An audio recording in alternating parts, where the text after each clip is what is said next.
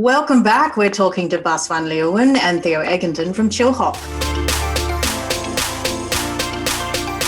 If we talk about the wider industry now, what do you think are some of the biggest challenges that we're facing now? Things move very quickly. I mean, you can be in one day and out another. You can see it as example even with, a lot of artists focus very much on the big streaming platforms like Spotify, and you can be in a playlist in one day and have a lot of listeners.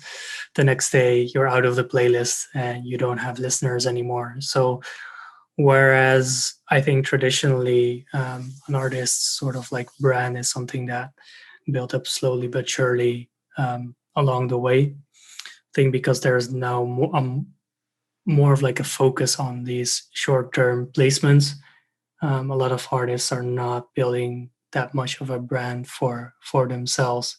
This is something that we're seeing as a challenge for ourselves as well. It's like, how do you set yourself up for the long term within such a fast changing environment?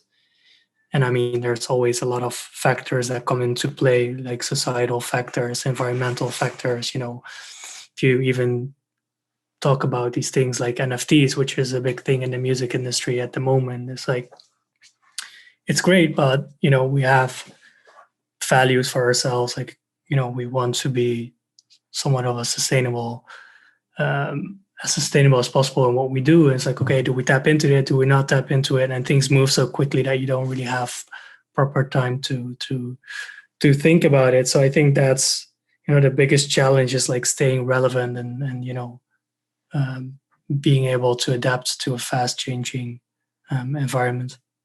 Yeah, I think there's some things that speak to our time at the moment. I think trying to control your brand outside of your own sphere of influence is really difficult.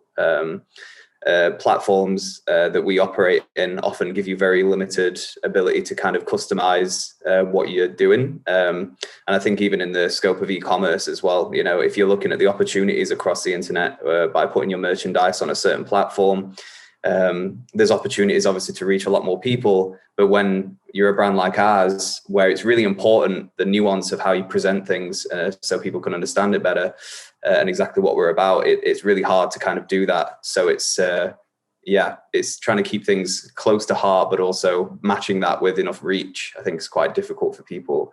Bas has already kind of spoken about it, but yeah, platforms just changing all the time. Like Spotify changed recently, and it's sort of just changed how we look at things. And it's kind of as a team, you reach this almost like a paradox where there's so many platforms and there's so many things changing within those platforms.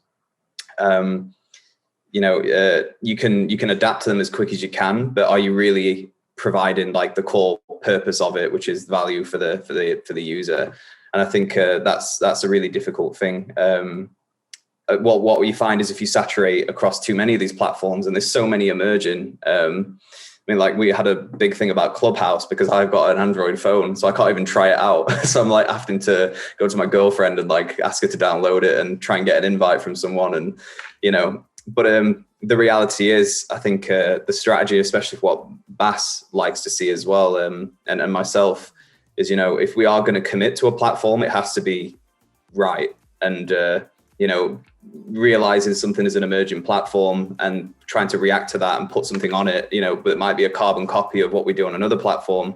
I mean, it's pretty obvious it's not going to work. So really taking the time to learn it and understand and adapt is important to us, but also not spreading our team too thin. I mean, we're quite a modest team, to be honest, for the scope of what we're doing. And there's only so much time we can spend. So it's about, getting that nice balance and making sure we commit to the right platforms that we feel our audience are most engaged on, and making sure the quality there for what we do is great.